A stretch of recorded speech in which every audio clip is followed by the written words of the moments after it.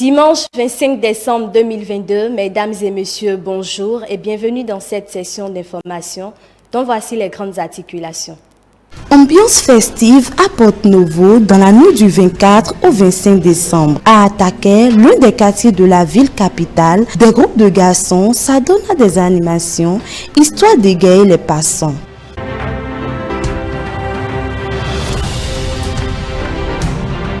La fête de Noël est un moment propice pour goûter à tous les repas et à toutes les boissons. Quels sont les comportements à adopter pendant cette fête de fin d'année?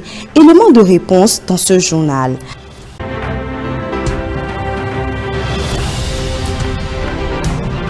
Noël se fête partout dans le monde, mais pas de la même manière. Comment se fête la Noël à travers le monde? Eric Zinkinou nous en donne les précisions. Voilà pour le sommet.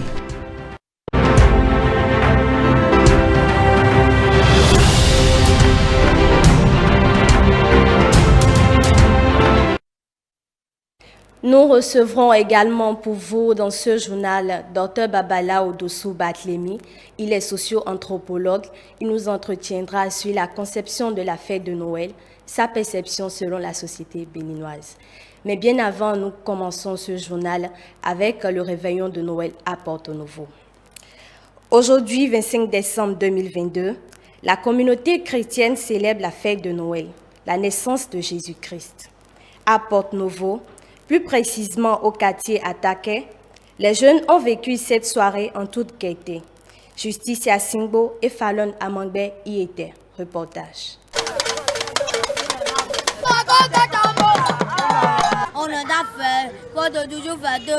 Tout ceci se passe à Porto-Novo, la capitale du Bénin, précisément au quartier Ataké. C'est à travers les instruments de musique, les déguisements en caleta, que les jeunes de la capitale célèbrent ce réveillon.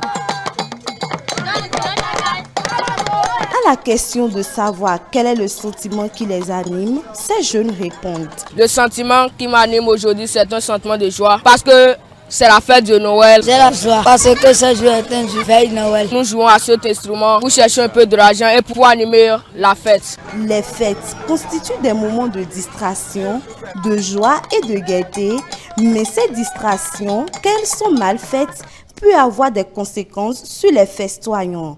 Les parents prodiguent quelques conseils. Le jeune, c'est celui-là qui a une autre vision du monde. Il se donne à de l'alcool alors que, en tant que jeune, il faut être serein. Il faut prendre les boissons avec modération. Que les enfants aient l'humilité et le respect afin que la fête se passe bien. Car quand il y a le respect, tout va bien. Vu l'ambiance, ils tendent un peu à déborder, ce qui en réalité n'est pas le cas.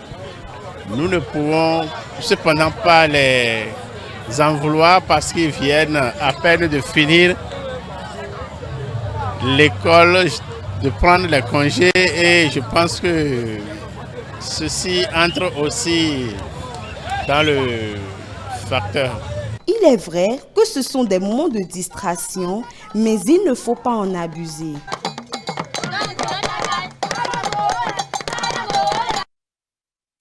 L'ambiance de la Noël se poursuit. La Noël est une fête spéciale.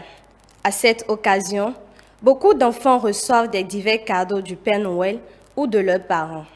À quelques jours de cette commémoration, certains parents se sont rendus à la place Lénine de Cotonou pour offrir des jouets à leurs enfants. Reportage par Fegbo et Isaac Mobo. Noël, c'est la fête qui rappelle la naissance de Jésus-Christ. C'est aussi un moment où les enfants attendent divers cadeaux revenant de leurs parents, mais aussi du Père Noël. À la veille de la célébration de cette fête, l'ambiance est plus ou moins festive dans la ville de Cotonou. Ici, à la place Lénine, certains parents font le choix de cadeaux à leurs enfants, et ce malgré la morosité économique. Bon, on va dire que c'est la même rengaine chaque année. Chaque année, on se plaint toujours du fait que le pays est dur. C'est pas évident de préparer les fêtes, c'est pas évident d'acheter les cadeaux aux enfants, mais bon, chacun essaie de se démerder quand même. Aujourd'hui, personne ne peut dire qu'il va prévoir quelque chose. Parce qu'on dit les temps changent et il faut changer avec. Ce n'est pas ce qu'on a vécu l'année passée, ce n'est pas on vit cette année. Et par rapport à cela, on ne peut rien prévoir. Maintenant, si par hasard quelque chose était possible, on fait pour les enfants et on fait avec. Les vendeuses de jouets se plaignent aussi. Les parents ne se manifestent pas. On sent vraiment que les gens, ils n'ont pas l'argent pour pouvoir acheter les jouets pour les enfants. Et on prie pour les parents pour qu'ils trouvent un peu. Cette année, ça ne va pas. Là où nous sommes actuellement, ils nous ont laissé les bâches à 90 000. On ne vend rien. On n'a rien vendu. Je n'ai même pas reçu 20 000 depuis le matin. Or, les jouets ne sont pas chers. Nous avons fait des prêts auprès des institutions.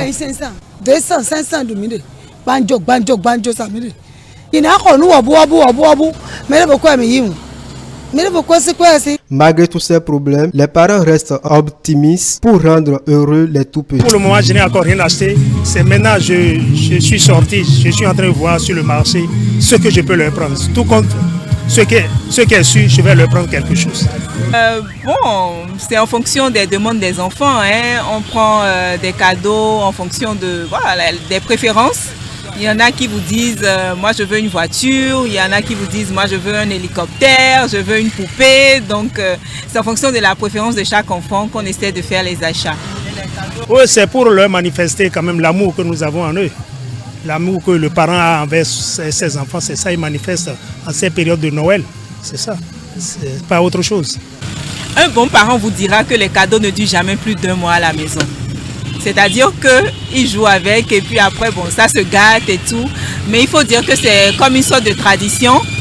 Chaque fin d'année, un peu pour les récompenser, pour les encourager également. Et voilà, donc le Père Noël, il passe, il donne les cadeaux. Et c'est tout cela qui justement fait l'ambiance des fêtes de fin d'année à la maison. Les cadeaux offerts aux enfants concilient les relations familiales et renforcent l'intelligence des enfants selon les types de cadeaux reçus.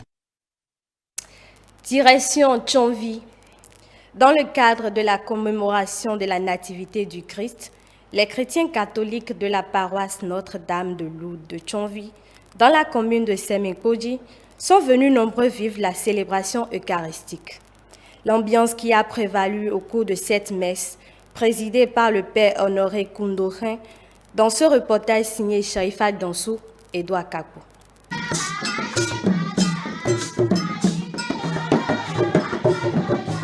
La célébration de la messe du réveillon de la Noël est une tradition au sein de l'Église catholique. C'est à celle-ci qu'a sacrifié le prêtre Honoré Koundorin en replongeant les fidèles de la paroisse Notre-Dame de Lourdes de Tchonvi dans l'histoire de la nativité de Jésus-Christ. Aujourd'hui, vous est né un sauveur dans la ville de David. Il est le Messie, le Seigneur. Et voilà le signe qui vous est donné. Vous trouverez un nouveau-né emmailloté et couché dans une mangeoire. Pendant l'adoration, 3 différentes chorales de la paroisse ont mis la joie dans le cœur des fidèles.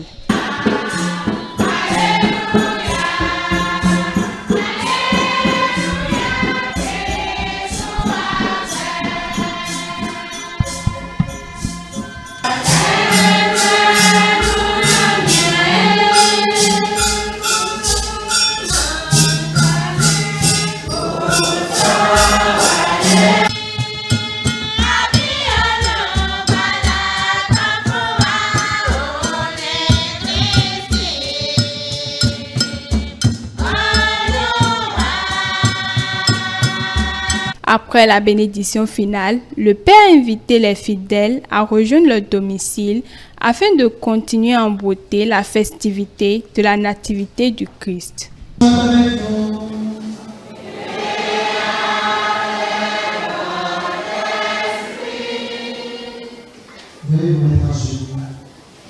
a voulu que les bergers reçoivent de l'ange l'annonce d'une grande joie pour tout le peuple, qu'ils mettent en vos cœurs cette même joie, et vous prennent comme messager des actes de la bonne nouvelle. Aujourd'hui, il vous est né un sauveur. Par l'incarnation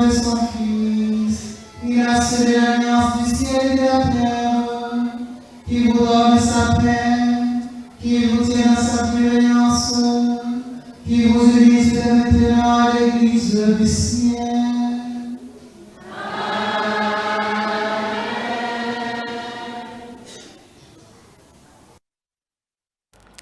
La fête de Noël est un moment propice pour goûter à tous les repas et boissons. Quels sont les comportements à adopter pendant cette fête de fin d'année? Élément de réponse dans ce reportage.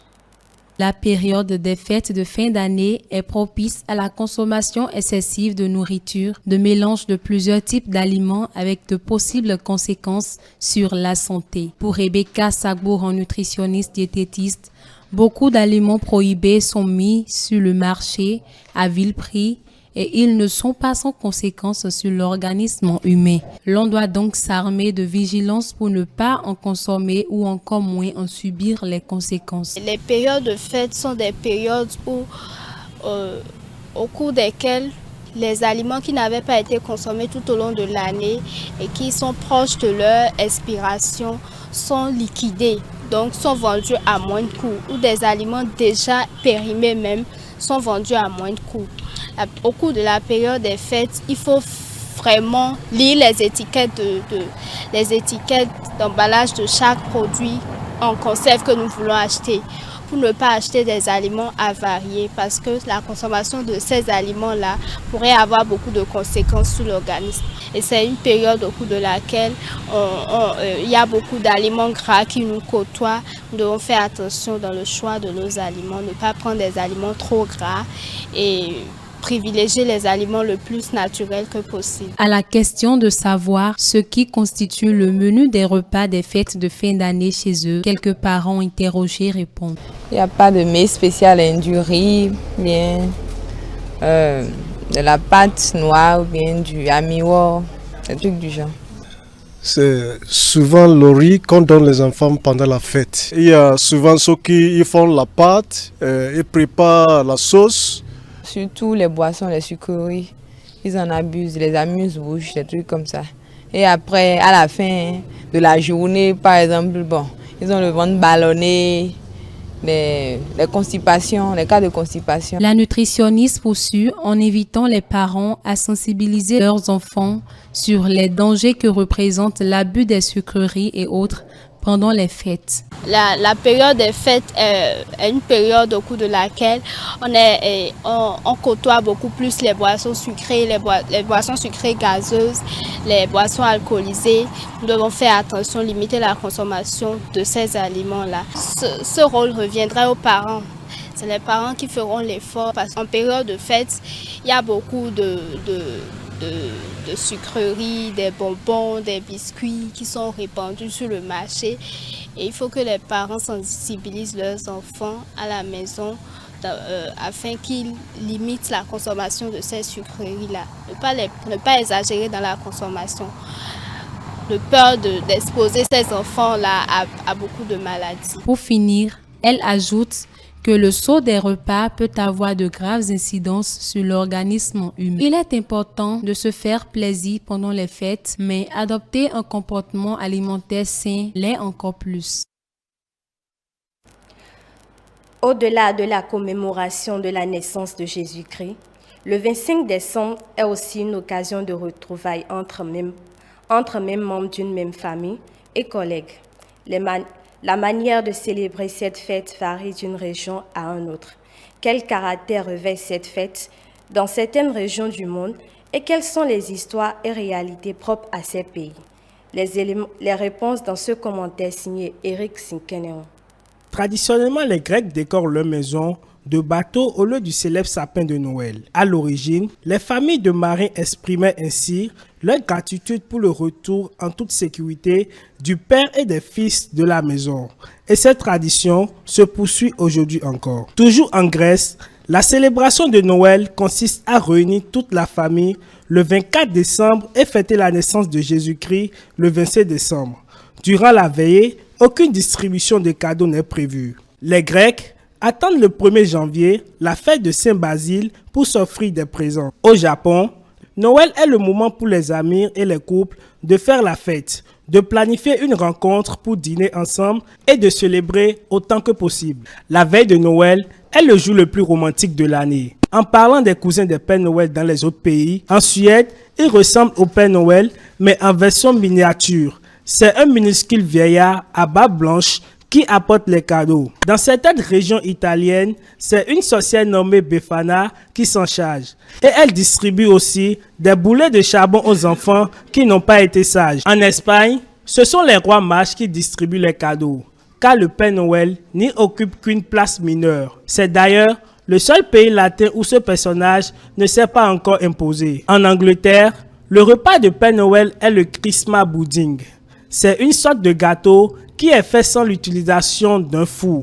Il est traditionnellement préparé plusieurs semaines avant d'être cuit à la vapeur et consommé en dessert le jour de Noël. Au Portugal, le repas est traditionnellement frugal. On y mange le bocao cozido de la morue, servi avec des pommes de terre, du chou et arrosé à l'huile d'olive. La date de 25 décembre est connue et célébrée à travers le monde, même si ce n'est pas forcément la naissance de Jésus-Christ qui est commémorée en ce jour. Je vous l'annonçais en début d'édition, nous recevons dans ce journal pour vous un invité, Dr Babala Odossou Batlemi. Bonjour, comment allez-vous? Oui, bonjour Samira, je vais très bien et vous? Ça va, joyeux Noël à vous. Oui, joyeuse fête de Noël à vous. Merci. Okay. Vous êtes socio-anthropologue, c'est exact? Évidemment, je suis socio-anthropologue à l'Université d'Abou Calavi. Nous sommes là pour parler de la conception de la fête de Noël. Plutôt la perception de la fête de Noël. Voilà. La perception sous-entend les différentes représentations autour de la fête de Noël. Très bien, merci pour cette explication. Cette fête de Noël-là, en plus d'être une fête religieuse, est souvent considérée comme une fête, la fête des enfants, voilà. Alors, du point de vue sociologique, quelle perception avons-nous aujourd'hui de cette fête-là quand on prend l'exemple d'un pays comme le Bénin, par exemple? Oui, évidemment, quand on prend un pays comme notre pays, le Bénin, les différentes représentations que l'on constate autour de la fête de Noël sont fondamentalement en deux catégories. Il y a une perception religieuse et il y a une perception sociale. La perception sociale qui est purement commerciale. Donc la perception religieuse, telle que je viens de le dire, c'est tout ce qui est lié en réalité à la religion. Vous n'êtes pas sans savoir que pendant la fête de Noël, c'est une période où les acteurs religieux manifestent plus leur foi. Donc, à travers soit des messes d'action de grâce, à travers des libations, à travers des rituels. Okay. Vous voyez, quand nous prenons la fête de Noël, spécialement le christianisme lie cette fête à la fête de la naissance, l'anniversaire de la naissance de Jésus-Christ. Vous voyez? Mais par contre, les acteurs des religions endogènes, pour eux autres, c'est une fête qu'ils appellent souvent la fête du soleil, la fête du soleil. Maintenant, quand nous abordons l'aspect, bien sûr, je suis toujours dans l'aspect religieux, okay, mais au niveau des cultes endogènes, beaucoup aussi, vous les voyez dans les temples, ou avec les fidèles, avec les adeptes aussi, pour célébrer une fête, cette fête que je peux dire, bon, peut-être c'est une coïncidence, parce que la fête du soleil existait, bien sûr, depuis l'Antiquité. Vous voyez, non? Donc, pour ces acteurs, ils sont en train de célébrer cette fête qu'on appelle la fête du soleil. Maintenant, si nous restons dans le cadre de Noël, dans le cadre de Noël, c'est tout ce que nous constatons, on se dit, bon, c'est la fête des enfants parce que c'est la naissance de Jésus-Christ. Jésus-Christ, bon, un nouveau bébé, donc il faudrait que les enfants accueillent ce bébé, le nouveau-né. Donc, raison pour laquelle vous voyez l'engouement que l'on a avec les enfants dans les églises et un peu partout. Maintenant, l'aspect représentation sociale, purement commerciale. C'est une période pour ces acteurs où ils se disent qu'il faut maximiser le profit. Okay. Vous voyez, il faut maximiser le profit parce qu'on se dit, bon, c'est la période des fêtes. La période des fêtes, c'est-à-dire qu'il y aura plus de consommation, les gens vont beaucoup consommer, que ce soit la consommation alimentaire, les vêtements et autres. Donc, il y aura plus de consommation pendant la période. Merci beaucoup. Selon vous, pensez-vous que cette fête apporte une valeur ajoutée à notre culture? Bon, on peut d'une manière ou d'une autre, on peut dire oui, comme on peut dire non. Oui, dans quel sens? Bon, oui, en ce sens que ça apporte une valeur ajoutée parce que d'abord, vous voyez certainement, je vous ai parlé d'une fête célébrée par nos garants, nos acteurs des religions endogènes, où c'est lié à la fête du soleil. Au moins à ce niveau, vous voyez, ça permet de garder cette culture. Peut-être s'il n'y avait pas cet événement de naissance de Jésus-Christ, est-ce que cette partie célébrée comme fête du soleil, est-ce ne s'est pas abandonnée? Donc au moins ça permet d'entretenir. Okay. Et l'autre valeur ajoutée, vous voyez, c'est une période où vous voyez beaucoup d'acteurs font de prières, de libations, où on se dit il faut renforcer sa foi. Il faut renforcer sa foi pendant encore un an. Vous voyez? Donc ça fait partie de ce que nous pouvons appeler comme valeur ajoutée. Maintenant, de l'autre côté, où je peux dire, nous ne profitons pas correctement de cette fête. Vous voyez, en majorité de tout ce qui vient pour achalander la fête, c'est des objets presque venus d'ailleurs.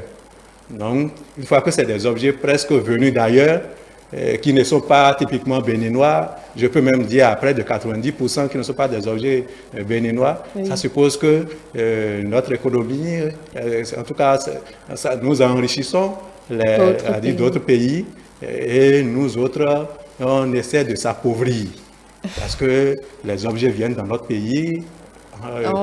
On s'accapare de ces objets. Et nous dépensons suffisamment et sauvagement sur ces objets. Donc, d'une manière ou d'une autre, ça nous arrière. Ça nous arrière. Mais en réalité, si le phénomène pouvait être pensé autrement, je pense qu'on pourra en bénéficier largement. S'il faut passer à la consommation locale, innover, quels sont les objets, même ici au Bénin, que nous pouvons peut-être produire ou fabriquer. Et pendant cette période de fêtes, que ça nous serve nous-mêmes. Aussi possible que les gens aussi puissent venir payer et ramener dans leur pays, ou dans leur continent. Je pense que nous allons en gagner plus, nous allons en gagner davantage. Très bien, très bien. Alors, vous savez que cette fête-là, la fête de Noël, rime souvent avec la remise des cadeaux aux enfants. Est-ce que vous pensez qu'au fil des temps, que cette fête s'impose à nous, que nous soyons chrétiens, endogènes ou bien évangélistes, christianistes, puisque tout à l'heure vous avez parlé des acteurs qui ont leur façon de fêter cette fête. Vous pensez que ça s'impose à nous au fil des temps? Oui, bon, au fil du temps, ça s'impose bien sûr parce que, vous voyez, aujourd'hui, nous sommes en 2022, bientôt 2023. Donc, ça fait plus de 2000 ans. Donc, vous pensez que, est-ce que du jour au lendemain, on peut dire, bon, cette fête-là n'existe plus? Donc, j'imagine, ce qui n'est pas évident. Donc, une fois que ce n'est pas évident, ça s'impose à nous. Donc, une fois que ça s'impose à nous, nous devons chercher à savoir comment s'adapter.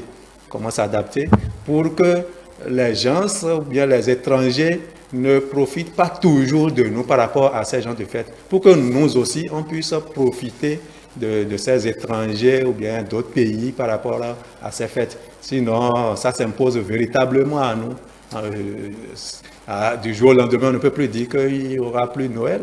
Non, Noël, ça fait déjà plus de 2000 ans. Vous voyez, non? Plus de 2000 ans. Donc, ça s'impose véritablement à nous. D'accord. Et dans ce cas, pensez-vous que c'est salutaire pour notre pays? Bon, c'est bien sûr. Bon, on ne peut pas dire que ce n'est pas salutaire, puisque ça n'a pas commencé, ce n'est pas au Bénin, ce n'est pas le Bénin qui a initié cette fête.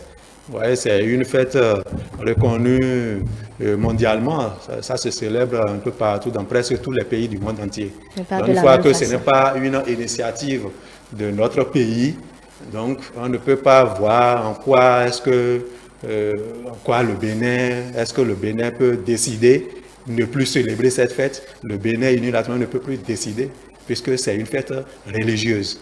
Vous voyez, une fois que c'est une fête religieuse et comme vous le savez, l'État est laïque. Donc, aucun gouvernement ne peut interdire cette célébration, cette fête du jour au lendemain. Donc ça s'impose à nous et c'est à nous de savoir s'adapter à cette fête. Donc il va falloir qu'on puisse travailler sur le mental des gens pour que si éventuellement on puisse voir dans quelle mesure nous pouvons changer un tant soit peu nos façons, nos habitudes de faire cette fête, nos habitudes vestimentaires, nos habitudes alimentaires, nos habitudes, tout ce que vous connaissez pour que notre pays puisse véritablement profiter aussi également de cette fête de Noël. En parlant des fêtes, pendant les fêtes, vous voyez quand vous rentrez dans les cuisines, les différents mets. Oui. Nous abandonnons nos mets locaux et on pense que bon, ce sont les mets venus d'ailleurs qui sont bienvenus. Vous allez voir, quand vous allez faire le tour des restaurants demain, vous allez voir les grands restaurants où c'est les produits où on ne sait pas ce qu'on est en train de manger. C'est vraiment ça et qui coûte certainement aussi cher. Oui. Donc ce n'est pas pour décourager les promoteurs de ces restaurants, qu'on le veuille ou pas, d'une manière ou d'une autre, les promoteurs des restaurants et les autres savent aussi s'adapter face à la consommation. Quand les consommateurs vont orienter leur manière de consommer, les promoteurs des restaurants et aussi ils vont s'adapter à ça. Donc en réalité, ce que je dis ne touche pas les promoteurs des restaurants, mais en réalité, c'est qu'est-ce que nous pouvons faire pour changer que le Bénin puisse, pour que notre pays puisse bénéficier également des jours des fêtes. Parce que quand on analyse, on voit que ce sont les Occidentaux qui en profitent sauvagement au moment où les autres n'ont même pas souvent d'engouement tel que ça se remarque chez nous, dans nos pays africains. Ils n'ont pas ces engouements-là souvent. Mais c'est chez nous qu'on note ces engouements et les objets sont déversés dans notre pays. Et nous, on se jette là-dessus pour faire des achats et on s'appauvrit de jour en jour. Comme ça, on ne peut pas accéder au développement souhaité. Donc, pour également profiter de cette fête, le Bénin doit également aussi chercher à faire des trucs pouvant amener les autres pays aussi à payer chez nous, déjà en consommant les produits locaux, en changeant les manières de s'habiller et tout ça. Voilà, d'accord. Vous comprenez parfaitement. Oui. Merci beaucoup. Nous sommes à la fin de cette interview. Vous avez un mot de fin? Oui, comme mot de fin, vraiment, je vous remercie, Samira. Merci bien et je vous souhaite vraiment joyeux Noël. Joyeux Noël à vous aussi. Et je souhaite joyeux Noël à tous les téléspectateurs, tous les collègues et que nous essayons faire vraiment de savoir fêter et pour que ça puisse profiter à notre pays. Tout ce que nous allons mettre dans nos assiettes ou tout ce que nous allons vouloir mettre comme vêtements, comme vêtements ou bien et autres, que nous sachions comment mettre et ce qu'il faut pour que ça puisse profiter vraiment à notre pays, pour qu'on puisse accéder au développement comme les autres. Imaginez, prenons l'exemple de la Chine. Oui. Vous voyez, quand on dit fête chez eux, vous voyez tout est produit chez eux et ils sont obligés de consommer ça. Donc c'est un exemple. Si nous pouvons aller à l'école de ces grands pays, de ces pays comme la Chine, ce serait vraiment une opportunité pour nous au Bénin. Bien. Merci beaucoup. Je vous remercie. Ainsi s'achève cette édition. Nous vous remercions de nous avoir suivis. Retrouvez-nous sur l'ensemble de nos plateformes digitales, notre site internet, le www.etelebenin.com, notre page Facebook eTélé en direct, notre compte Twitter eTélé Live, notre chaîne YouTube eTélé Bénin et en direct via notre application iOS et Android eTélé Bénin tout simplement. E-Télé avec vous, pour vous.